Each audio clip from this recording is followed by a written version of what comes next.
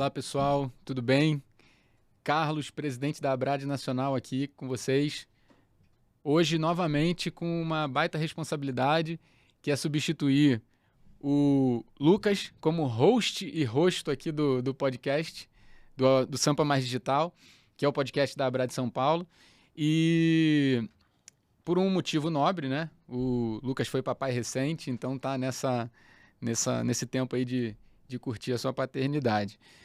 Bom, hoje eu tenho mais uma vez aqui um convidado muito especial. Já vou apresentá-lo, mas antes eu quero falar um pouquinho, convidar vocês que estão assistindo agora, que ainda não se inscreveram no canal, que ainda não assinaram o podcast em alguma das plataformas que a gente distribui, que façam isso, que curtam, porque ajuda a gente a ter mais alcance e trazer convidados mais relevantes, mais importantes, tá bom? E sempre mais conteúdo para vocês. Eu queria falar também do nosso apoiador. Esse podcast está sendo oferecido pela Boom Café para Criativos. Está aqui um presentinho que o nosso convidado vai ganhar, inclusive, que é o Guto Fragoso. Guto, já vou te presentear aqui para eu não esquecer, tá? Esse aqui é meu. Para eu não esquecer, tá? Do final, você não levar o presente, tá? Bom, pessoal, a gente tem um QR Code que vai ficar aparecendo aí na tela para vocês acessarem o site da Abrad e conhecerem mais. Para quem ainda não é associado, se associar e fazer parte do nosso ecossistema, que é esse hub aí de geração de negócios. Tá bom? Bom, entrando aqui no nosso episódio, o nosso convidado hoje é o Guto Fragoso, que é CEO e cofundador da Camino. Eu vou falar um pouquinho aqui do Guto, do que eu tenho aqui de mini bio, mas Guto, queria que você se apresentasse, falasse você quem é o Guto e contasse um pouquinho da sua história. Bom, é formado em Economia pela Unicamp, mestre em Empreendedorismo e Inovação pela FEA da USP. Foi consultor de finanças corporativas na McKinsey, diretor financeiro do Grupom Brasil e diretor-geral da Compra Online. E hoje é CFO e cofundador da Camino. Bom, a experiência e o currículo é de peso, né, Guto? Me fala um pouquinho aí sobre o Guto e se apresenta aí pra gente. Obrigado aí, Carlos. Obrigado a Joyce, a Brad pelo convite. Obrigado pelo presente. Bom café para criativos, adorei. Eu gosto muito de café, já tomei uns 3 antes de entrar. Então, mais um aqui, muito obrigado. Guto Fragoso, sou mineiro, né? Acho que um pouco você já comentou aí, mas o mais importante, sou mineiro. Vim para São Paulo para empreender, para criar algo e construir algo que possa ajudar empresas, melhorar a economia do país, gerar riqueza, né? Então, muito na área financeira, que é onde eu me criei e me formei, né? Fiz economia, saí, fui trabalhar em finanças corporativas, uma consultoria chamada McKinsey, você mencionou. Desde então, gostei sempre de finanças, né? No final dos anos ali dos 2010, 2011, começou um boom de tecnologia, né? Então, teve uma geração aí de empresas que hoje são grandes, né? Então, você vê, por exemplo, o Nubank, Creditas, teve uma geração anterior, que é a Dafit, Web Motors, Buscapé e o Groupon. Né? Então, eu fui um dos primeiros ali aí para a operação do Groupon, de compras coletivas, não sei se vocês lembram. Lembro. Gosta de Groupon, Peixe Urbano. Peixe Urbano, bem nessa geração, assim. Fui apoiar um dos meus, hoje, cofundadores, que chama Benjamin Glisson, né? Que foi fundador depois do Guia Bolso, que é um aplicativo de finanças pessoais. E comecei a tomar gosto por empreender, por inovação, né? E aí, ao longo desses 10 anos, aí de 10 a 20, passei por várias empresas, passei pela Amazon também, legal, como produto do Kindle. Então, tomei gosto por finanças e empreendedorismo. Me juntei com o Ben, que vendeu a empresa para o PicPay. E mais 2 outros cofundadores, o Gonzalo, que é o CEO, eu sou o CFO, ele é um espanhol e também muito interesse em empreender. E junto com o Perenha, que trabalhava aqui pertinho aqui do estúdio no Mercado Pago, do Mercado Livre, é o CTO. Que legal. E a gente resolveu fundar a Camino, né, que é um software de gestão financeira, que a gente vai comentar um pouquinho a mais, mas estou aí e muito, muito feliz por estar aqui com vocês. Legal. Então, antes de eu entrar no tema, que tem tudo a ver com a Camino, fala um pouco da Camino. O que é a Camino? Bom, um software de gestão financeira já é autoexplicativo, mas existem diferenças, né? Por que o Camino é especial? E fala um pouquinho dele. Exato, essa é uma boa pergunta, porque geralmente quando a gente fala em gestão financeira, já é algo que desde que inventaram, né, a moeda e a forma de controlar as finanças, já existe algo, nem que escrever lá na parede Sim. uma gestão financeira, né? E do outro lado também tem gestão de pagamentos, a parte de pagamentos, de banco, de transações, que também é algo muito antigo aí de secular. Então, é um segmento que já as pessoas já sabem, já conhecem, tem muita gente fazendo, né? O que a Camino quer fazer de forma diferente é juntar a partir da evolução que a tecnologia já permite hoje, que pagamentos e gestão financeira sejam uma experiência única, né? Por um lado, hoje as empresas têm toda a gestão financeira em ERPs, em softwares, e tem seu banco, o banco digital, o banco já tradicional, para realizar suas transações financeiras. A gente acredita, né, que essas coisas hoje já podem ser únicas. Ou seja, ao mesmo tempo que você vai lançar um pagamento, você já pode realizar ele da plataforma, que o banco seja algo já, né, embutido na experiência de fazer a gestão financeira. Então, a Camino é um software de gestão financeira, só que com pagamentos e banco embutido. Quer dizer com isso é que atividades corriqueiras como receber uma nota de um fornecedor e programar pagamento, você já faz da plataforma. Você não precisaria de um banco ou de uma conta digital. Você não precisaria se logar numa outra plataforma, colocar agência conta ou chave Pix, apertar e pagar, e depois ter que pegar o comprovante e registrar. Tudo isso já é feito de uma forma única e já na mesma plataforma, né? Então vocês têm uma conta, né? Uma conta corrente, uma Exato. conta digital corrente, que ele pode depositar, uma conta que recebe depósitos, ele recebe Exato. pagamento e pode movimentar, fazer transações. Pode fazer Pix, Pagamento, TED, Pix, e um cartão de crédito. E um cartão de crédito também. Um cartão de crédito atrelado a essa conta, em que você pode realizar suas transações e a plataforma ela captura e ela concilia, ela já está tudo num lugar só. Você não precisa ter várias plataformas ou várias interfaces para lidar com o seu dia a dia. É um all-in-one, né? Que parecido com o que a gente faz na gestão pessoal, pelo menos eu, né? E eu vejo que os bancos hoje têm tentado fazer isso, que é simplesmente botar aquela categoria da despesa, né? Não que seja isso a Camino, mas eu digo por uma comparação. Nos apps dos bancos hoje, você tem lá as suas despesas no débito e no crédito, aí o banco categoriza, né? Exato. O Guia Bolso fazia isso, eu lembro do Guia Bolso, era ótimo. Ainda existe o Guia Bolso? Não sei se existe. O Guia Bolso ele foi incorporado pelo PicPay, né? O Guia Bolso foi um dos pioneiros do Open Bank, que a gente fala muito, Sim. né? Foi um desbravador e ele foi vendido para o PicPay. E eu acho que toda essa inteligência... Foi para o PicPay. Foi para o PicPay, tá dentro da experiência do PicPay. PicPay. Entendi. Porque eu lembro que ele categorizava bem as despesas ali, usava... Exato. E essa é uma tendência, né? Eu acho que antigamente fazia sentido você ter de um lado um banco e ter de lado uma gestão, porque essas coisas eram muito difíceis de se comunicar. Antigamente o servidor era o servidor físico, né? Que ficava lá no cantinho, num ar-condicionado. O banco tinha um dele lá quietinho, o software tinha o CD ou salvava dentro do computador. E essa relação entre pagamentos, aqui eu falando de certa forma, e gestão, ou seja, lançar, registrar, documentar, ficava em lugares separados, era muito difícil de se conversar mesmo. Sim. Hoje, tudo está na nuvem, então, por um lado, né? Então, o banco, o servidor de muitos bancos já estão, né, na AWS da Amazon, no Ainda Google. Tem muita coisa em COBOL, né? Tem ainda. E de outro lado, os softwares também estão já com login e senha na nuvem. Então, e aí a segunda coisa é com a tecnologia de APIs, de linguagem, né? Você brincou aqui, essas coisas já se conversam. Então, não faz sentido, no nosso entendimento, que uma pessoa, e eu não acredito que, por exemplo, eu brinco, né, lá, que minha filha tem 8 anos, ela chegar em 2045 e falar, nossa, eu preciso registrar isso aqui, vou pagar, então espera aí, deixa eu me logar no outro, pagar, pegar e devolver. Hoje a gente vai falar pode ser que fala de AI e tudo, mas já não faz sentido, né? Então, e esse ângulo não é só exclusividade nossa, a gente não está inventando nada, acho que a gente está percebendo uma tendência que já se vê lá fora, né? Você já vê nos Estados Unidos algumas empresas já unicórnios fazendo isso. E aqui no Brasil também já se vê isso, né? Então, como você mencionou, o próprio banco, ele já além de pagamento, ele já insere, já cria jornadas de software dentro. Sim. E o software também está querendo ser mais banco. Então, só que tem um legado, essas empresas são maiores, elas precisam ainda ajustar. A nosso benefício é que a gente nasceu já tentando juntar as duas coisas, então a gente tem uma agilidade maior, claro, não tem um tamanho que os players mais incumbentes têm, né? Sim. Então a gente está Mas em compensação você tem a vantagem de não ter o tamanho deles e conseguir se mover mais rápido e inovar. Exatamente.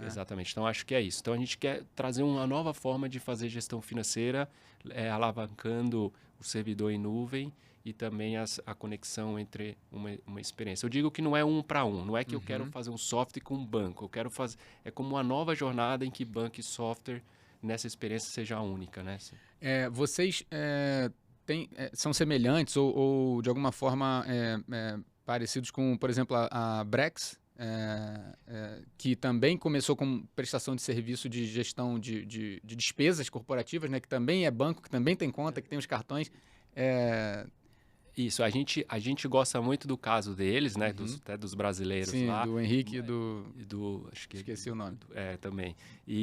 Mas a gente gosta muito de outros dois players que fazem bem isso, que uma chama Ramp, que é bem competidor, inclusive, do Brex lá, e uma Airbase. São duas empresas americanas que já estão avançadas nesse conceito de juntar as duas coisas em um lugar só. Né? Então, acho que a gente se inspira muito neles como ponto de partida, mas vir para o Brasil, né, que tem toda a questão fiscal e tudo que são os complexos, aí você não é tão fácil, não. Pois é. Eu acho que os brasileiros resolveram empreender lá por ser um pouco mais fácil, mas em compensação tem um mercado aqui que precisa de solução, né? Alguém tem que resolver o problema aqui, né? Exato. Legal, muito bom. Eu gosto muito de falar de jornada de empreendedorismo, startups e etc. Bom, agora entrando no nosso tema, a gente vai falar aqui de análise de desempenho financeiro, utilizando dados para direcionar estratégias de marketing. Então, a gente vai trazer o marketing para dentro do nosso contexto. Tá, Guto? Então, bom, quer dizer, trazer a nossa conversa para dentro do contexto de marketing, que é o contexto da Abrad, que é uma associação de agentes digitais, né? Então, assim, como é que a gente pode falar, me fala um pouco assim de forma geral, como é que você enxerga, qual é a sua visão, e da importância também, enfim, vamos abrir aqui um pouco com isso, de como que a gente integra os dados financeiros, né, com as campanhas de marketing. Eu, particularmente, Carlos, acho que eles estão intrinsecamente ligados, não tem como separar. Eu sou profissional de marketing também, sou sócio de agência, sócio de consultoria, trabalho com marketing orientado a resultado. Eu costumo dizer, em uma das agências que eu sou sócio, sou CEO, que é a Digital, a gente é uma agência que foca, é uma agência orientada a objetivos de negócio e não a briefing. Tá? Então, a gente quebra um pouco esse paradigma. A agência gosta de ficar criando essas coisas, né? Mas a gente quebra um pouco esse paradigma de aquele BBB, briefing, brainstorming e big idea, sabe? De ter, a agência tem que pirar, criar uma ideia, nananã, e não é isso. Para a gente é muito mais orientado a resultado. Então, a gente está sempre de olho em indicadores de performance. A gente está sempre de olho em CAC, LTV, ROI, margem de contribuição. Então, isso tudo, para mim, permeia o marketing. Então, assim, só estou colocando mais tempero aqui na nossa conversa, tá? Então, voltando. Faz sentido para você, né, integrar esses dados financeiros nas campanhas de marketing para ter um melhor retorno de investimento, né? E como que essa visão holística pode ajudar as empresas? Porque o marketing é fazer a demanda encontrar a oferta, né? Então, se o cara quer vender, não tem jeito. Exato. Acho que você tem uma abordagem muito interessante aí da agência. Concordo com você nessa... a minha resposta é que sim, é importante integrar. Como eu falei, eu vim de finanças, então eu trabalhei muito com profissionais de marketing, mas do ponto de vista do financeiro se aproximar, e eu acho que o financeiro... Então, traz esse ponto de vista. Exato, e o financeiro e o marketing, eles precisam realmente se aproximar. E eu sempre tive minha abordagem como de gerente, diretor financeiro, de empresa que eu trabalhei, do ponto de vista de ajudar o crescimento. Nunca... De ajudar ou de ser aquele cara que não vamos gastar isso aqui, né? Então, mas aí que eu acho que os dados vão dizer, vão ajudar, né? Ou seja, para mim, um passo atrás aí da formação até de economista, eu acho que se você abstrai no fim do dia... você quer gastar menos, né? Você quer, ou você, no sistema capitalista, né? Você quer comprar barato e vender caro, ou você quer produzir algo que os insumos juntos ao final você consegue vender a um valor maior do que... Esse é o sistema que a gente vive, né? Então, eu acho que a gente precisa sempre... É a mais-valia, né? É a mais-valia, como diria os Não vamos mencionar marcas aqui, exatamente, mas o sistema ele é criado para o crescimento e ele é criado para você gerar valor e gerar riqueza. Você gera riqueza nessa diferença, né? Então, por que eu estou dizendo isso? Porque o profissional de finanças e o profissional de marketing, eles vão se unir nesse conceito, né? De dizer, olha, o que eu estou comprando de mídia, o que eu estou gerando de ROI, né? Que você falou na métrica. Então, eu acho que o profissional de finanças, ele só deveria, né, chegar e conversar e ter uma conversa mais difícil, talvez, profissional de marketing, na medida que essas coisas não estão se realizando, né? Ou seja, que o ROI não está acontecendo, que o CAC, o LTV-CAC, o payback não estão fazendo sentido. Então, primeiro eu acho que faz total sentido se juntarem, mas e a métrica que eu utilizo e que eu gosto de utilizar é, obviamente, a LTV-CAC como aquela métrica que vai te ajudar a revisar, né? Chegar junto os dois, né, tanto o financeiro quanto o marketing, tem uma dinâmica de trabalho que são muito próximas para discutir o que essas campanhas estão gerando de custo, o que elas estão gerando ali de LTV ou de receita futura. Isso é maior ou menor em algum momento do tempo. Até entendo, e a gente entende que no curto prazo faz sentido você gastar mais do que para aprender, para criar, ter uma inovação, para entender um mercado, entender um produto. Mas em algum momento tem o famoso break-even, tem que inverter a curva. Você sai do cash burn e começa a olhar para o break-even. Isso. Então esse ROI ele tem que acontecer em algum lugar, algum momento, né, na jornada, né? Não precisa ser no início, mas aquela curva J que eu gasto e depois eu faço a virada. Então, dentro desse sistema que a gente vive, eu acho que o profissional de marketing ele precisa ter essas métricas, ele precisa ter essa capacidade analítica e dados para poder investigar e entender o que está acontecendo ou se na sua campanha, no seu projeto e, em última instância, na sua empresa. E o financeiro, do lado financeiro, deveria ser o apoio para que isso aconteça e o alerta ali para ter discussões e tomada de decisões mais embasadas, né? Sim, com certeza. Tem que ficar de olho no resultado, né? Seja até naquela cultura a gente falou aqui de cash burn, então mais uma pegada de startup, mas até para isso, né? As empresas agora se deram conta que precisam dar lucro, né? Porque vinha num movimento de abundância de capital e vamos nessa, vamos gastar dinheiro e agora o negócio mudou e o bottom line está importante, né? Vamos ver o que está sobrando ali na última linha. A gente é startup, então a gente levantou dinheiro, né? A gente está com investidor de fora, nessa dinâmica. Então, já tínhamos feito, tanto eu como meu sócio startups, a gente já nasceu com sabendo que um dia tem que virar, a conta tem que ir para o positivo. Sim. E então a gente tem navegado bem, mas muita gente não entendeu bem, assim, que o sistema é esse que a gente vive, tem que gerar lucro em algum agora, momento. né? Oh, meu Deus, lucro? Como nunca ouvimos falar disso, agora sim. É porque modelos de negócio tradicionais, que não são altamente escaláveis, né? Porque também começou-se uma... Eu adoro falar sobre empreendedorismo e startup. A Digital, como eu disse, uma agência da qual eu sou sócio e sou CEO hoje, ela é uma startup e ela está num ecossistema de inovação. Então, a gente hoje faz parte do Habitat, que é o ecossistema de inovação do Bradesco. A gente está lá no InovaBrá. E a gente tem essa visão. Mas isso é recente. A gente estava muito no modelo de agência. Eu fundei a agência, minha primeira agência lá atrás, em 2008. E aí fizemos alguns movimentos de M&A também. E aí agora o foco é a Digital. Então mas voltando aqui para o ponto, essa coisa de modelo de negócio tradicional e modelo de negócio altamente escalável, né? Os modelos que a gente trabalhava antigamente, o modelo que eu comecei a trabalhar, por exemplo, era um modelo em que eu precisava dar lucro no dia zero. Entendeu? Porque senão não tinha dinheiro para pagar as contas. Eu precisava estar no break-even no dia zero. A gente não fez. A agência, quando é criada, não faz captação. Você não faz um BP, chega para faz rodada de... faz roadshow para investidor com o teu pitch lá. A agência não tem essa cultura. Tá? Inclusive, é um tema que a Brad vai passar a defender bastante agora. Eu estou começando uma gestão como presidente agora, então a gente vai trazer essa visão de inovação, de aceleração, porque muita inovação surge nas agências. tá? Então, podemos falar disso depois também, mas surge muita coisa, tanto para os clientes das agências quanto a própria agência criando produto. Então, surge muita inovação ali dentro.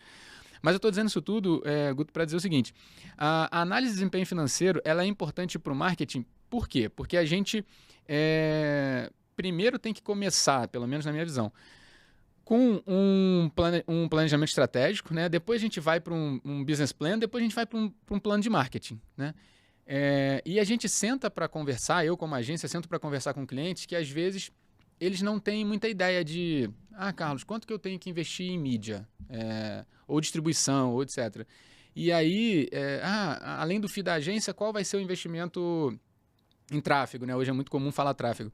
E a resposta para isso é sempre uma outra pergunta. É assim, olha, eu não sei, vamos lá. Primeiro, qual é a tua margem de contribuição? Qual é o teu ticket médio? Para a gente poder calcular o teu LTV, saber quanto desse LTV eu vou investir em custo de aquisição. Então, comenta um pouco isso assim, do ponto de vista financeiro, né? Você como um gestor financeiro, como é que você olha isso, né? Não é muito comum as agências falarem disso, tá? E nem o cliente, por maior que ele seja. A gente já trabalhou com clientes grandes que, cara, não tem essa informação. Eu acho assim, vai depender assim muito da maturidade da empresa no estágio, né? No caso que você está mencionando, são empresas que têm históricos, né? Então, já de dados, Sim, né? okay. Então, ela consegue já, a partir, né, da margem, calcular margem, calcular o crescimento, ticket médio, um pouco que você falou, né? Então, essa empresa, ela consegue já partir de um ponto em que ela entende um pouco os unit economics, é outra palavra importante que se fala em startup, né? Quais são a saúde, né? De cada produto que você vende, qual a porcentagem que é custo, quanto que aquilo gera para você de margem, né? E aí você consegue começar a testar esse desempenho a partir de um ponto de partida já dado. Então, você pode até perceber nessa análise que teu unit econômico você perde dinheiro, né? Então, por exemplo, eu trabalhei na Compara Online, que é uma InsurTech, e que esse seguro de carro. Então, o seguro de carro, você tem o primeiro ano que você contrata e depois você tem as renovações. E no Brasil, não é renovação automática. Então, tem um custo de renovação. O que eu quero dizer grande parte do seu CAC, ou seja, do custo de aquisição, para o seu primeiro seguro. Depois ele tem seu contato, ele te liga no final do ano e fala, vamos renovar? Sim. Vamos renovar. Então, aí você vai perceber nesse caso e falar, olha, se eu tenho um histórico de uma carteira de clientes, nesse caso de seguro, você fala, olha, quanto que eu tenho que esse seguro me custa, né, do meu funcionário para vender, o marketing para vender, você faz toda a sua estrutura de custo, principalmente o CAC, a parte de venda e a parte de marketing, vê quantas renovações aquilo aconteceu e dali você vai entender, olha, um cliente médio faz 3, depois ele renova com outro, ele vai para outro por causa de questão de preço. Então, meu LTV ali são 3 anos e quanto que eu estou investindo, né, para atrair na mídia, né? E a partir dali você vai testando, fazendo aí junto com uma agência ou com o seu profissional de marketing, você vai trabalhando em plano de palavras, aí muita estrutura de SEO ou não, né, tráfego orgânico, você vai vendo qual que é teu custo, vai otimizando e vai investindo, vai testando outras coisas. Você vai percebendo. Então, esse é um caso que eu estou trazendo, é um caso de alguém que já tem um histórico de dados que talvez empresas grandes deveriam parar para pensar nisso, né? Né? Na metodologia de calcular o seu custo de aquisição e tudo. No meu caso, que eu estou falando isso, por quê? Porque também uma startup que não tem histórico. Então, assim... Quanto tempo tem a Caminho? A Caminho tem 2 anos. 2 anos. Mas no primeiro... Imagina, eu não tenho histórico... Mas aí você precisa ir buscar no mercado os benchmarks. Exatamente. É isso onde eu queria chegar. Okay. Então, você vai pegar benchmark, você vai conversar e você vai também... numa mentalidade também de startup, que é testar pequeno. Sim, errar pequeno. E errar pequeno e vai. Então, o que a gente faz muito? Fizemos um plano de palavras, vamos lá no Google Analytics, vamos ver quais palavras ali que eu quero competir no pago ou no Google AdWords, quer dizer, ou no Analytics para ver o Google Console, ver que palavras-chave tem a ver comigo, que meus concorrentes estão fazendo e tudo. E aí você cria um plano. E a partir daí você vai colocando os orçamentos e aí sim você vai calculando um pouco o custo de aquisição. E no nosso caso, a gente fez um CAC teórico. Que é assim, imagina se esse cara fica 12 meses. Então, você fez de trás para frente. De trás para frente. E aí você vai testando e otimizando aí com o histórico for vindo, o churn vai acontecendo e você vai ajustando o modelo. Eu gosto de pegar no BP e no plano, e aí depois variar para o plano de marketing, que é você tem que começar de algum lugar, fazer uma engenharia reversa. Aí o lugar que eu geralmente começo é onde eu quero chegar. Eu como co-founder, eu como CEO, falo assim, pô, beleza, sei lá, qualquer coisa, quero botar $1 milhão no bolso daqui a, sei lá, tantos anos. Então, vamos fazer de trás para frente, como é que eu faço isso acontecer? Aí chega num CAC teórico, né? Então, beleza, se toda essa hipótese se provar, a verdade é que nunca é aquilo ali, né? Exato. Sempre acontece alguma coisa no meio do caminho que muda tudo, você tem que ir ajustando. Mas esse ponto, queria que você continuasse explorando esse ponto de as empresas que têm maturidade, elas deveriam ter e as startups não têm, né? E aí você tem que ir fazendo hipóteses, né? E ir validando essa hipótese. Exatamente. E aí, à medida que o tempo vai passando, eu acho que em startup, e aí é onde eu posso falar porque passei mais tempo fazendo, não é o como você falou, e em finanças também que eu posso comentar, mas não é o quanto rápido você, não é o quão acertado e assertivo você é nos números. Porque, como você falou, e eu concordo, vai estar errado. Né? Então, é quão rápido você age, lê e se reage na hipótese, entendeu? Entendi. E você vai ajustando ali. Então, por isso que é importante, e a gente pode falar de ferramentas, você tem que ter ferramentas ali que vão te ajudar em tempo real observar essas coisas. Né? Me dá exemplo. Por exemplo, do lado de marketing, aí você é o especialista, mas tem os famosos SEMrush, Ok. o Google Suite, né? E integrar esses dados, então, fazer uma estratégia de dados, a gente fala muito, agora é AI, mas antigamente era Big Data, Data Lake, Data-driven, não sei o que, era Data, né? Então, ou seja, mas o que sai daí é importante independente se é pequeno ou se é grande, você olhar para dados num repositório de informações em que onde você tiver suas ferramentas, está no Google, SEMrush, tudo que você tiver, você documenta isso num banco de dados seu. Em que você depois consiga trazer uma ferramenta de BI que vai consolidar isso do ponto de vista de marketing, mas também de negócio. Às vezes, eu vejo algumas empresas que ela sabe tudo da parte ali de negócio e esquece da parte financeira. Ou seja, o quanto que eu vou gastar ali no aluguel, quanto que eu vou gastar em despesas que não são de marketing, mas que são importantes para eu gerir meu negócio no bottom online, porque são despesas, são custos que eu preciso ter. Então, pegar dados financeiros, dados de marketing das suas ferramentas e colocar num lugar que aquilo ali junto vai te dar insights do seu negócio e você vai poder tomar decisões rápidas. Né? Então, ferramentas de BI que a gente gosta muito, o Tableau, o Power BI. Então, ou seja, as ferramentas estão aí, elas são bem conhecidas. Eu não acho que são muitas outras assim, é uma ferramenta que ninguém ouve falar. Eu acho que são essas. Eu acho que o importante é como que eu pego tudo isso, me coloco num banco de dados, mesmo que seja simples, em que dali eu consigo extrair no dashboard insights para tomar decisões, que isso seja em tempo real, né? Então, onde a gente faz na Camino. Então, a gente tem lá um Data Lake, a gente puxa dados de marketing, puxa dados de operação, de financeiro, tem um lugar lá. E aí, eu acho que é um papel do CFO e do diretor financeiro prezar por esse banco de dados. Porque é dali que você vai tomar decisões de negócio, incluindo decisões de marketing, né? Então, eu estava conversando outro dia com o pessoal do meu time, e aí ele sabe todas as respostas do CPL, custo por lead, o custo por MQL, o custo por não sei o quê, MQL, SQL. ADM, quanto custa ADM e tal. Mas aí, quando eu olho o negócio como um todo, fica faltando. Então, vamos falar do carro, vamos falar do investimento, mas o negócio está indo para cá. A margem desse produto está indo para cá. E aí, a gente quer explorar esse novo mercado. E aí o marketing não, mas então deixa eu ver como que eu faço o CPL, ele fica muito preso dentro dos temas de marketing, já são importantes, mas acho que o dado consolidado ele te ajuda a ver uma foto maior do negócio. Né?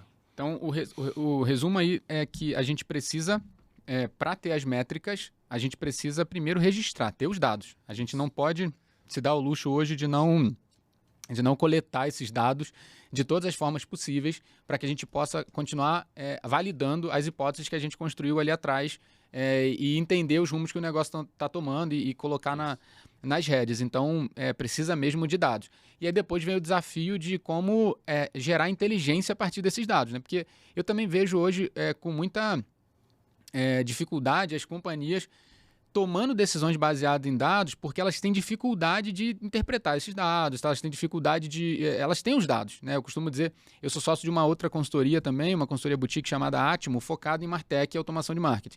E a gente se depara muito com isso em alguns clientes, que é, o cliente tem um bando de dados, mas ele não tem inteligência, né? Então, aquele banco de dados que ele tem, na verdade, é um bando de dados. Hoje você consegue coletar dados de um monte de fontes diferentes e tal, de todos os touch points que você tem com o seu cliente, então o seu aplicativo, o seu site, suas landing pages, as campanhas, ponto físico, etc. Mas como é que você integra e gera inteligência a partir desses dados? Eu acho que a grande dificuldade dos clientes hoje, quer dizer, das empresas hoje é essa, né? Conseguir leverage esses dados, né? Então, também acontece com vocês? Acontece. Né? Eu acho que muitas empresas elas têm a dificuldade, de sair do bando para o banco de dados. Muitas empresas têm muita ferramenta já. Eu acho que não é uma questão mais de que ferramenta. Tem muita ferramenta. Eu acho que é muita informação, não só de dado, mas também de ferramentas, de opções, que os negócios acho que ficam perdidos e falam assim, que para onde... Talvez é uma questão até de dizer não, né? Não preciso de todas essas ferramentas. E aí eu vou te dar um exemplo do não, por exemplo. Eu fiquei 4 anos na Amazon. E a Amazon, ela tem as ferramentas. Imagina, é uma empresa que é muito conhecida por dado, né? Tem uma AWS e tudo, né? Então, super importante.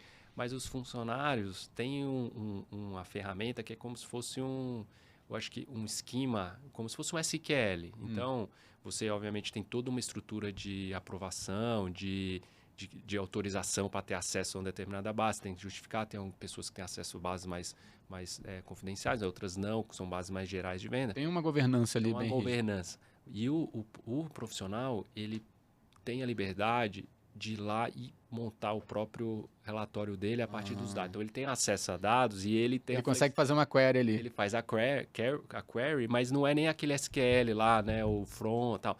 Já é esquema que você vai puxando as coisas. Então, você monta os seus relatórios, porque às vezes também o dado está acessível, né? Está acessível, porque às vezes umas empresas ela tem a dificuldade que eu vejo muito até na Camino hoje em dia, às vezes, internamente. Ele cria o BI, já cria mais ou menos os gráficos, mas e se eu mudar isso? E se eu tivesse que mudar aquilo?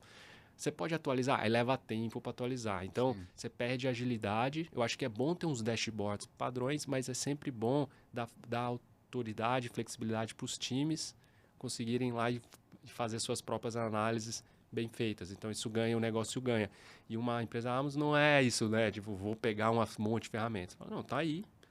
E usa se você quiser. Faz as perguntas certas que o dado tá ali, tá estruturado. Faz sentido. A gente falou um pouquinho aqui, e aí queria que você comentasse da experiência que você tem com a Camino. Você falou que o seu time, você mencionou o seu time, e falou de marketing. Hoje vocês têm um time de growth interno, vocês têm agência parceira, como é que vocês enxergam isso? São 2 perguntas em uma. Essa é a primeira. E a segunda é se faz sentido uma empresa como a Camino, por exemplo, ter um parceiro como a agência, ou se faz mais sentido ter um time de growth interno para ter mais agilidade, mais liberdade. Como é que vocês atuam hoje? Hoje nós somos em 5 internos, né? Então, o time que a gente chama de growth, né? Basicamente tem um pessoal de paid, né? De performance, que a gente faz internamente, tem uma pessoa que faz. Conteúdo, né? O famoso blog e aquela coisa. A gente tem uma pessoa de eventos, que a gente pode explorar. Uma coisa que a gente gosta muito de fazer eventos como forma de gerar marca, né? Aí uma designer que geralmente ajuda ali no suporte e um pouco isso. Então, o que a gente tem de agências, né? Tem a agência de PR que nos ajuda, SEO, né? A parte mais de otimização, né? A gente tem um consultor, então a gente utiliza um consultor que nos auxilia a dar direcionamento. Acho que foi um parênteses, né? Foi uma área que a gente investiu bastante, tem trazido resultados, né, de otimização. SEO, né? E agora, o que a gente tem visto à medida que a gente tem crescido, a gente tem crescido aí uns 20% mês a mês. Mês a mês? Mês a mês. Legal. E claro, como startup, o peso, né, do paid, né, da performance de mídia é muito, muito grande ali na carteira ali de canais que a gente de iniciativas, claro, né? Você como CFO deve olhar essa linha lá e falar, caramba, por que isso tudo? Exato. Pega no pé lá. Então, porque assim... Cadê o ROI? Cadê o ROAS, galera? Direto ainda, pouca gente conhece, está começando a conhecer. Tem um trabalho de brand awareness aí. Então, a gente ainda depende muito de pago. E a gente começa a crescer, a gente começa a notar ali os desafios de crescimento no sentido de que, nossa, tem que... Aonde está esse tráfego? Como que eu continuo no ritmo que eu tô, né? Então, claro que internamente a gente acha que em algum momento vai precisar de ajudas e a gente não tem nenhum problema em contratar uma agência, ter uma agência externa para nos auxiliar, né? Em algum momento, principalmente marca, a gente fez uma rodada pré-seed, então é uma rodada ainda num estágio muito inicial, né? E como você falou, é uma dinâmica de investimento, de crescimento, de ser escalável rápido, né? A trilha e o caminho que a gente escolheu, né? Eu e meus cofundadores foi pegar dinheiro de investidor e vamos crescer e crescer rápido. Então, isso exige aí achar canais e rápido, né? E em marca e coisas que a gente não tem conhecimento interno muito forte, né? Capabilities internos, por exemplo, de criação de marca, a gente pensa assim, seriamente, obviamente, contar com uma agência que talvez vai fazer o BBB para a gente, mas é importante, porque a gente, internamente, a gente tem uma experiência mais... Pode ser, as agências não falam muito disso ainda, mas para startups pode ser equity, né? Talvez, não sei. Equity de maneira geral, né? Não estou falando para você abrir cap table e falar assim, não quero esse cara como sócio, mas ter ali um stake ali da empresa, da startup, tem essa vantagem, porque ela pode triplicar de tamanho de um dia para o outro, né? Então, se o dono de agência vê potencial, né? A gente tem um conselheiro que, obviamente, você conhece. É uma pessoa que está sempre perto da gente. Vai lá no escritório, discute plano e dá dica, dá bronca, que é o André Siqueira da RD. Né? Claro. O André já foi premiado pela Brad, ele já ganhou um prêmio Abrad, ele homenageado. Ele está com a gente, assim, é uma pessoa muito bacana. Dá muita... Não, vocês estão fazendo errado. Então, a gente conta muito com a orientação dele. Legal. E é super legal. Boa. Eu quero falar um pouco mais de financeiro, etc., mas eu quero também explorar um pouquinho dessa coisa de startups e investimento. Você falou que vocês receberam uma rodada pre-seed. Para a audiência aqui, para a gente só dar um contexto, vamos fazer um glossário aqui. Tá bom. Existe nesse track, nesse VC track, né? Nesse track de Venture Capital, as fases, né? Existe o anjo lá no comecinho, o que eles chamam de... não, antes do anjo existe o Family, Friends and Fools, né? Que é aquele cara que você consegue pegar dinheiro com o cara e nem sabe se vai ter retorno, não tem nada estruturado. Aí você vem o anjo, aí você vem... Me fala um pouco mais de cada uma dessas etapas aí. Originalmente você tinha o seed, né? Que era um semente. Capital semente. Que aí geralmente uma coisa importante é quando sai da pessoa, o investidor, pessoa física, que pode ser um amigo, um familiar. O anjo, que continua sendo uma pessoa física, né? Às vezes agora já tem um grupo de anjos que constituem um fundo de anjo e tal, mas tecnicamente ainda é um estágio de pessoas físicas. E depois você começa a ir para estágios em que já existe uma indústria, no Brasil se formou bem já, nesses últimos 10 anos, mas que nos Estados Unidos já tem décadas, né? Que é os investidores institucionais, e aí ele começa com um recurso semente, que é o seed. Me fala, ao mesmo tempo que você fala do conceito, me fala dos cheques. Quais são os números? Aí tem antes do 21 aqui da crise, mas um seed em média pode chegar aí $1 milhão de dólares aí, de dinheiro. Realidade Brasil, isso? Até menos, né? No Brasil, menos. Mas no Brasil, eu acho que diria um pouquinho menos. Diria $1 milhão, uns $2 milhões. No seed. No seed. Uhum. Aí tem um Série A, Série B, Série C, que vão sendo essas siglas. Por que esses nomes, né? Porque é a classe da ação, né? Então, para diferenciar os investidores em cada estágio, que cada ação que você compra, né? Uma ação Série A, como ela é num momento ainda que a empresa está um pouco mais no início da jornada, o risco é maior, geralmente as negociações entre direitos e deveres ali dos sócios e do investidor tem cláusulas e termos melhores, ou seja, tem mais assento no conselho, pode tomar um tipo de decisão, tem uma cláusula de se sair, quanto que é a porcentagem de liquidação que ele pode ter, que talvez não é igual ao dos investidores que entram de forma subsequente. Por exemplo, o fundo o SoftBank, que entrou numa startup série D, série E, ele não tem os mesmos termos, talvez, ou os benefícios de um investidor de série A que colocou ali ainda num risco maior e que é uma exigência maior para poder colocar dinheiro naquele momento. Então, você começa a ter... vou emitir ações classe A. Tá. Vou emitir ações classe B à medida, e aí ficou famoso como, vou fazer uma série A, Série depois A, uma série B, série C. E também tem, às vezes, a movimentação no cap table, né? Assim, um fundo que fez o Series A vai sair e aí o outro entra no Series B, né? Dilui, muda o cap table ali, sei lá, subscreve mais, aumentou o capital e aí já mudou todo o arranjo, né? Exato. Mais ou menos isso. Legal. Não, eu tô falando disso porque eu acho super interessante e não tá muito no contexto das agências, sabe? Assim, de falarem disso, mas eu tenho certeza que isso interessa bastante. Bom, a gente falou um pouquinho aqui de growth, né? Como é que vocês olham como startup. Por que eu te perguntei essa coisa? Só voltando nesse ponto anterior, porque eu converso com algumas startups, que a gente, enfim, eventualmente está negociando, etc. E eu sempre... não sempre, mas muitas vezes eu vejo que elas têm um time de growth interno e que isso acaba fazendo mais sentido para ser rápido, para testar rápido, porque quando você fecha com uma agência de marketing digital para fazer as campanhas, você tem um escopo fechado, né? Muitas vezes. E aí isso te engessa, né? Então, se você tiver um escopo bem definido de entregas, mas mesmo assim você tiver um time interno, isso vai te dar agilidade. Então, você disse, por exemplo, que você conta com parceiros para fazer coisas específicas. SEO, branding, que você não tem a capability interna, etc. Mas ainda assim tem um time interno para te dar a celeridade que você precisa com as coisas que você precisa rápido, né? E growth está muito ligado a isso. Você usar growth hacking, né? Também, hackear ali um pouco... para fazer as coisas mais rápido, né? Exato. Que startup precisa, né? E, inclusive, a gente tem uma dinâmica, né, importante, os times estarem muito próximos, né? Então, por exemplo, o time, né? O time são uma, duas pessoas do meu, dos mas cinco. Mas é um time, né? É o time que está junto com o time de vendas. A gente tem uma daily de vendas, né? Então, que tem lá, é B2B no nosso caso, então é B2B SaaS, tem assinatura, então tem aquela coisa da demonstração, negociação. Sim, você então, tem um ciclo de vendas ali, né? Um ciclo de vendas. E o time vai falando, olha, entrou MQL e o cliente... tô sentindo que o BANT lá, o critério de qualificação, ou seja, tá vindo sem urgência, sem orçamento.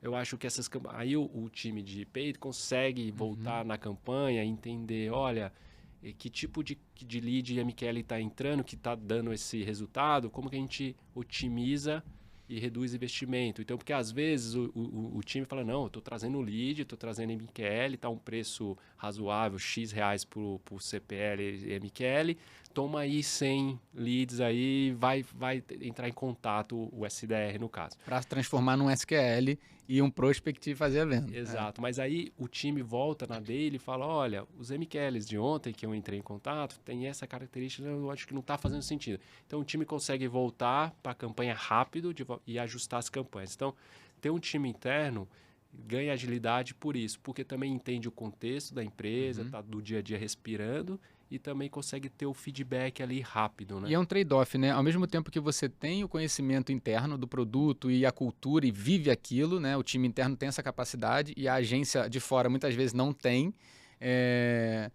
E aí por isso muitas marcas grandes montam houses, né? Botam uma house da agência lá dentro. No caso de uma startup não cabe, né? Mas você perde, e aí o upside é esse que eu falei, e o downside é que você perde a transversalidade de conhecimento da agência. A agência pode ter atendido várias empresas que já tiveram desafios semelhantes e você perde esse conhecimento que a agência poderia trazer para você, para complementar, né?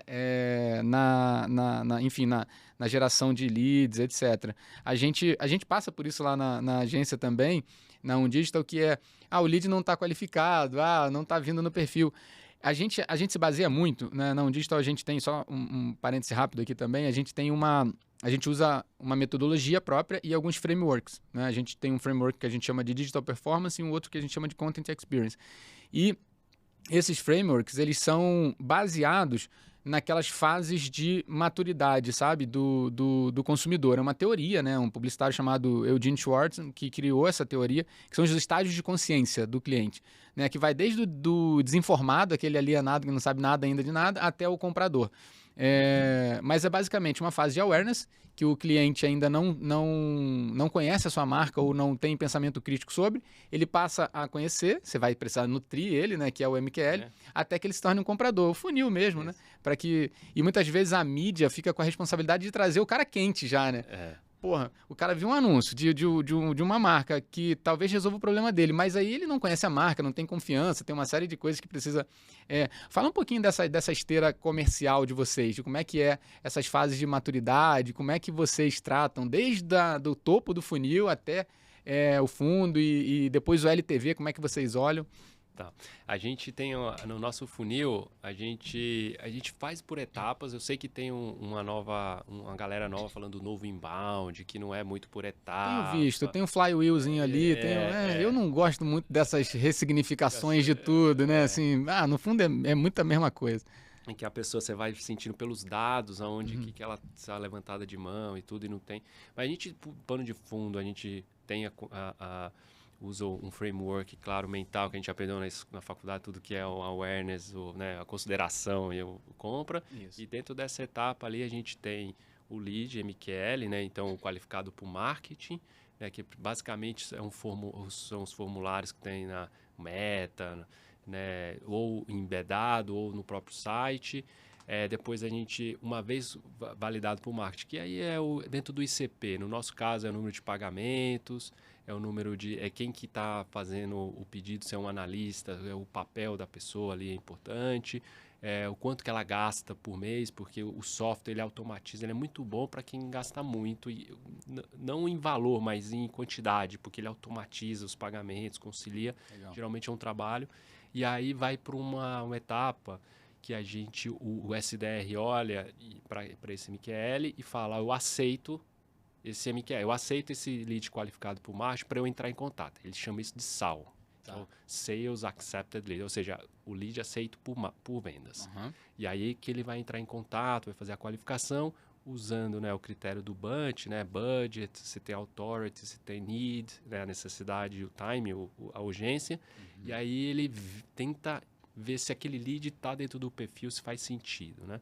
E aí vai pro SQL, que é o qualificado por vendas. Geralmente tem a demonstração. Nosso software, ele não é um software que tem demos, tem vídeos, tem tudo, mas geralmente o cliente ou o lead quer ver como funciona.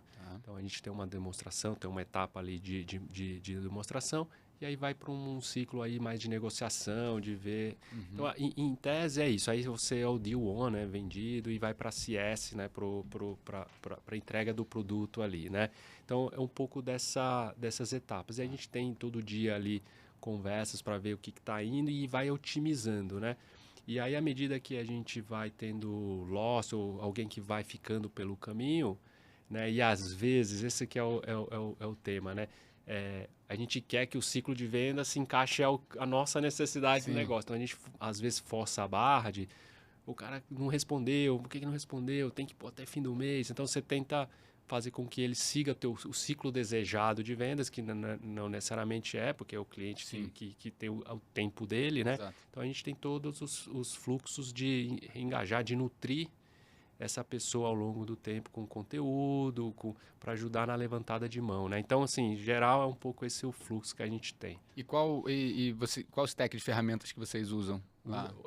Hoje sim, a gente usa o HubSpot, eu não uso o RD, mas usa o HubSpot. A gente usa muita enriquecimento de dados, então tem ferramentas como Apollo. A gente tem usado algumas ferramentas de AI, tentando adaptar, ainda tem muitas nos Estados Unidos em inglês, então a gente usa uma que chama Phantom Booster, não sei se vocês conhecem, que ele vai nos LinkedIns e... Phantom Booster eu não ouvi falar, mas Apollo a gente usa, conheço sim bastante, o HubSpot dispensa apresentações. E tem uma também que a gente chama Lemlist, que é uma que escreve e-mails e tal, que é também muito legal. Legal. Em relação voltando aqui para nossa você falou uma coisa assim que eu achei curiosa. Você não usa RD, usa HubSpot. Até RD usa HubSpot também. Então, cara, não tem... acho que não tem essa, assim. Você tem que usar o que é bom, o que encaixa e não tem problema, né? A gente está falando um pouco de métricas de negócio em geral e tentando conectar isso com o marketing, né?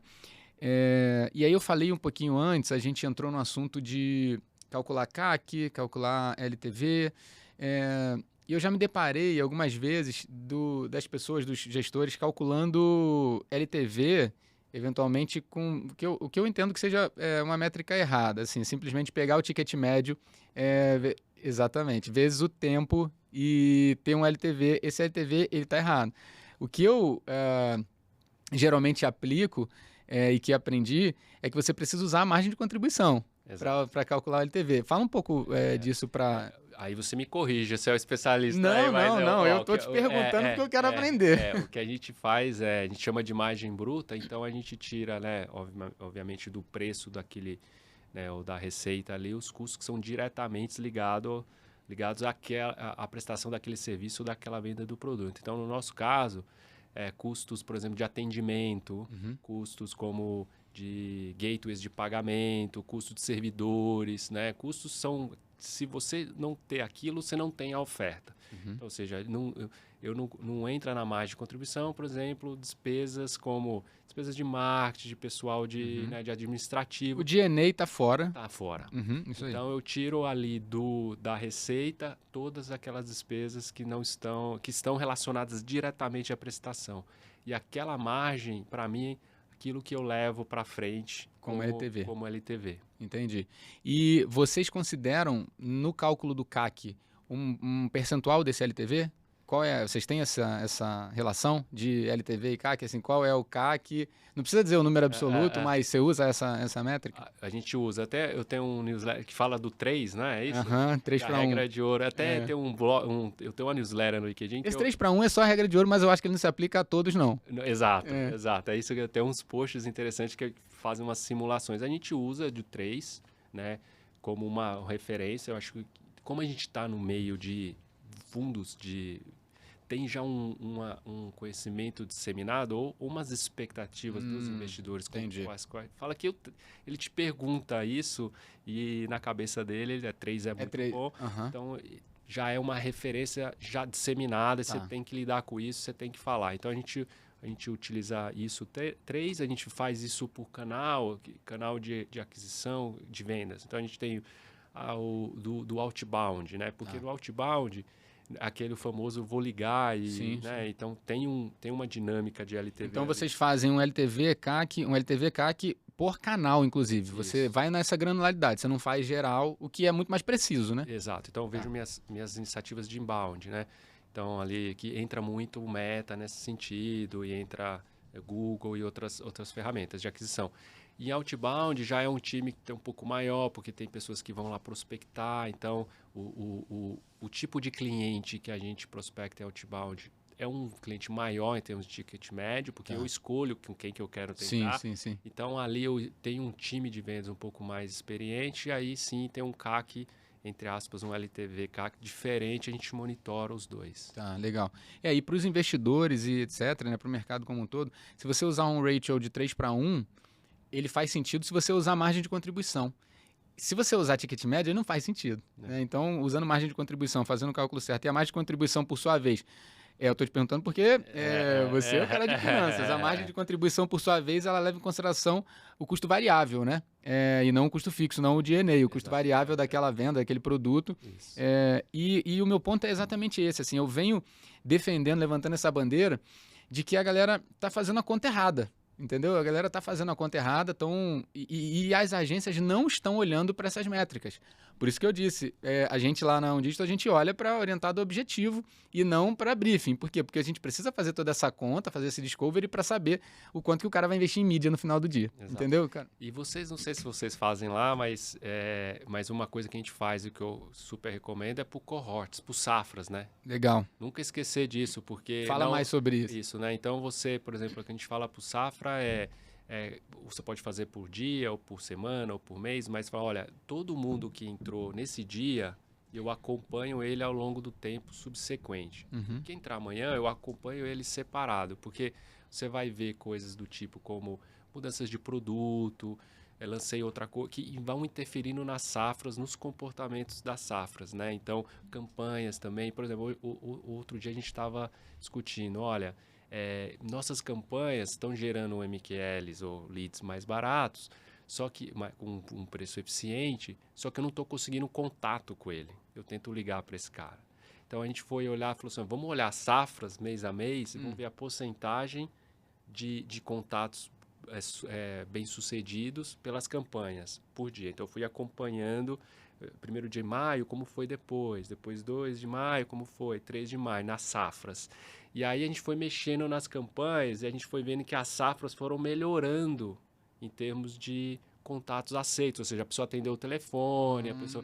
Então, as safras, elas te ajudam a ver se iniciativas que você tomou na sua estratégia ou de marketing ou de negócio interferem na forma que você vem adquirindo. Então, além do CAC, você pode até olhar o meu CAC como que foi o CAC LTV da safra de abril, como se comporta versus a safra de maio. Às vezes muda isso. Então você hoje faz cohorts por mês, por exemplo? A gente faz por semana. Quais são os critérios? Cohorts semanais? Semanais. Mas apenas por tempo? Ou você cruza com ICP, com... A gente faz a gente tem um produto de recebimento, produto de pagamento, né, que é um módulo. Então a gente vê as safras por campanhas que foram direcionadas. Então, ou seja, além de fazer por tempo, a gente vê por tipo de grupo de campanhas. Então, como que está a campanha de recebimento? Clientes que entram por recebimento. Como que está o LTV/CAC desse cara versus as campanhas que vêm por Então, acaba pagamento. sendo uma matriz multidimensional. Né? Você não tem uma coisa... Isso é muito inspirado num livro que a gente leu, que é do HubSpot, chama The Acceleration Formula. Conheço. Ele tem uma tabelinha que é exatamente essa matriz. Exato, essa matriz multidimensional, exatamente. Acho que ele está É, falando a mesma coisa. Exatamente. Muito bom. Então, por que, de novo, estou explorando esse... Primeiro que eu acho fascinante, adoro falar disso. E segundo, porque eu enxergo isso como um gap enorme estratégico das agências. As agências, elas olham, e aí está ligado àquela pergunta que eu te fiz de growth, se você tem um time de growth interno ou um time de marketing interno. Porque quando você dá esse direcionamento para o seu time, você tem a gestão dele, etc. É muito difícil você implantar isso na agência. Se você for contratar uma agência que não tem essa visão, ela não vai ter fit com você. Ela vai servir para você para fazer post em mídias sociais, por exemplo, que você não quer fazer, ou etc. Ou vai fazer SEO porque ela é muito boa em SEO e você não é. Então, ela traz esse conhecimento transversal. Mas o que eu vejo que tem esse gap enorme é que as agências precisam olhar para isso e melhorar isso. Olhar para indicadores de negócio e métricas financeiras e para poder conectar com o marketing que elas não estão fazendo. E aí, eu tenho uma pergunta para você, inclusive. Tem agências que estão nos abordando, assim, até para entender assim, como que isso está acontecendo no mercado, que é agências que vêm por sucesso. Então, o que ele quer dizer assim, ele fala, olha, quanto que o seu CPL, não sei o que, tá, é 100. Ele fala, olha, se eu trouxer um cara que virar negócio, o CPL de 70, sei lá... Ele pega o delta? Ele pega o delta, algo assim. Então, isso é muito bom no discurso, tá? Na prática, eu não estou duvidando que tem agências que dão certo. Mas na prática, cara, isso é tão difícil de implementar. É tão difícil de implementar porque, primeiro, que a agência vai precisar ter um acompanhamento corpo a corpo ali com você, no teu CRM, na tua venda, no teu time comercial, vai ter que ter acesso a tudo isso ali. E muitas vezes as empresas não têm esse nível de sofisticação de acompanhamento. Pelo nosso papo aqui, você tem. Então, a maioria das empresas não tem. Porque você já começa maduro, né, como uma startup, tendo que captar investimento, então você já tem, mas a maioria das empresas não tem, a maioria das agências trabalham com empresas que não têm esse tipo de informação, então quando você fala que vai entrar no Success, isso funciona bem no discurso. Na prática, você vai ter que... existem vários modelos. Ele pode ser um modelo baseado em lead, em custo por lead, ele pode ser um modelo baseado em receita, em percentual da receita, ter um revenue share. E aí você precisa ter cuidado ali se isso não está canibalizando a tua margem, por exemplo. Em relação a MQL e a SQL, a agência, na minha opinião, ela só vai até o MQL. Ela não passa do SQL, porque o SQL depende do time de venda, depende do SDR. Pode ser que o MQL não esteja qualificado, que ele não dê o próximo passo. E aí a gente tem que voltar e ajustar, que era esse cenário que você estava contando agora. Mas a agência vai até o MQL, porque... a menos que seja uma consultoria de venda, que você terceirize também o seu time de vendas, ela não passa disso. Então, você definir um valor para o MQL é muito difícil. Como que você precifica o MQL? Né? Como é que você vai dizer baseado em quais critérios? Né? Eu acho difícil. A gente vai ter que ter um CAC muito bem definido, uma margem de contribuição muito bem definida, um LTV muito bem definido. Eu não sei, acho que são esses desafios que você está enfrentando lá, né? Exatamente. Porque você tenta construir um modelo, mas esse modelo ele dificilmente para em pé. Ele funciona, eu acho que tem casos que funcionam, mas é muito desafiador. Eu não sei, essa experiência que vocês estão tendo. Sim, exatamente. A gente não contratou nenhuma, mas a gente tem, né, abordagens. Olha, eu faço diferente. Tá? Bom, a gente já está caminhando aqui, o nosso papo fica muito bom, a gente vai até sair do script. O nosso script, na verdade, não tinha nada disso que a gente conversou, né? Mas eu vou levar a gente aqui para um encerramento, fazendo umas últimas perguntas. Se a gente fosse começar, se a gente fosse começar, Guto, a dizer, a dar uma orientação para as empresas e para as agências também, indiretamente, de como elas podem começar, a pergunta é essa, de como elas podem começar a implementar uma gestão de marketing orientada a números, a objetivos de negócio, muito no contexto do que a gente está conversando aqui. Qual seria a sua recomendação pela sua experiência, assim?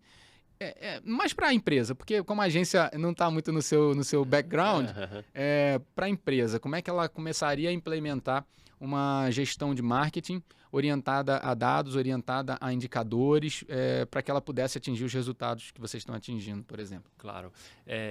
Para essas empresas, né, que não são agências, como você falou, né, eu acho que primeiro, tanto na parte de marketing, mas na parte de finanças, o importante é entender a visão da empresa, qual que é o modelo de negócio, qual que é o propósito de valor que ela quer entregar, né, o que ela quer da vida, né, nesse sentido, para onde ela está indo, né? A partir daí, eu acho que os times deveriam ter clareza nas suas ações. No marketing, especificamente, e junto com finanças, né, entender aqui qual que é o meu BP, quanto que eu tenho de orçamento, quanto que eu posso gastar para atingir, para criar, né, a melhor forma as condições para ter essa visão e essa missão que eu quero alcançar, né? E a partir daí, eu acho que definir muito bem claramente quais são as métricas de sucesso. Então, a gente falou do CAC, a gente falou de LTV, de ROI, o que é bom, o que é ruim, né? E que a gente são critérios de estou indo bem ou estou indo mal, no sentido de me orientar. E aí, a partir dali, listar quais são as iniciativas, quais são as campanhas ou quais são os projetos que a gente quer fazer e começar com a mentalidade muito de teste e de loops curtos, e testando e levando para isso. Mas para tomar as decisões, a gente vai voltar nos dados. Então, sempre não subestimar a importância de ter uma estratégia de dados. Tá. E quando fala dados, não quer dizer um banco de dados gigantesco, super complexo, né? Aonde que você guarda isso, como aquilo está padronizado, como que a gente consulta, e aí ter os rituais. Eu acho que uma coisa que eu gosto de falar no time de finanças é que finanças é um meio e não um fim. Sim. Às vezes empresas fazem finanças só por fazer o orçamento. Não, o orçamento ele é uma ferramenta para você chegar no teu objetivo. E o orçamento ou essa discussão de iniciativas é uma discussão que tem que ser colaborativa e que outros times têm que estar envolvidos, né? Okay. Inclusive, no marketing, finanças, de uma forma positiva, de crescimento, tem que auxiliar e apoiar, né, marketing nisso e ir testando e avaliando rápido, né? Eu acho que eu começaria por isso. Eu acho que o cerne para qualquer tomada de decisão, e aí a Camino em finanças faz isso, é salvar os dados e fazer todos os trabalhos manuais por você, para você poder gastar tempo com o quê? Olhar o dado em tempo real financeiro, ao invés de esperar fechar o balanço para ver o que aconteceu e já foi, você durante o mês você saber, eu estou indo para essa direção e não deveria, e tomar a decisão rápida. Então, sempre dados, mas muito não no dado em si, mas no que você vai fazer com esse dado, né? Legal, entendi. Bom, como eu falei, a gente foi falando aqui e falando sobre vários assuntos muito legais. A gente vai precisar caminhar para o encerramento, mas daria para a gente continuar falando por mais 2 horas, pelo menos de minha parte. Me fala um pouco fala um pouco para a audiência, para a galera, para a nossa câmera aí, como é que eles encontram a Camino, como é que encontram você nas mídias sociais e nos canais digitais. Fala aí. Camino é com K, tá? É .com.br, tem o nosso site, nosso LinkedIn. Guto Fragoso, o @ Guto Fragoso do Instagram. Estou lá no LinkedIn também. Tem uma newsletter que falo de finanças, chama Finanças Simplificada. Eu tento trago até a discussão do CAC LTV. Fico à disposição aí para as agências. A gente tem uma plataforma que tem cartão de créditos múltiplos. É muito utilizado por agências para fazer a gestão de pagamentos de campanhas. Então, você consegue inúmeros centenas de cartões. Quem não bloqueia o cartão, não fica com o cartão. Bloqueia, não derruba a campanha. Não derruba a campanha, exatamente. Fico à disposição para quem quiser conhecer a ferramenta como um todo, me coloco à disposição e agradeço já o convite. Obrigado. A gente que agradece aí pelo prestígio. E, pessoal, para vocês que querem continuar acompanhando o podcast, o Sampa Mais Digital, lembrem-se de curtir, compartilhar, seguir o canal e a gente vai estar aqui nos próximos episódios. A gente agradece aí a audiência, o prestígio e vamos para o próximo. Lembra, vai ter um QR Code na tela para vocês acessarem os canais digitais da Brad, site e vem fazer parte do ecossistema aí com a gente, tá bom? Obrigado, até a próxima.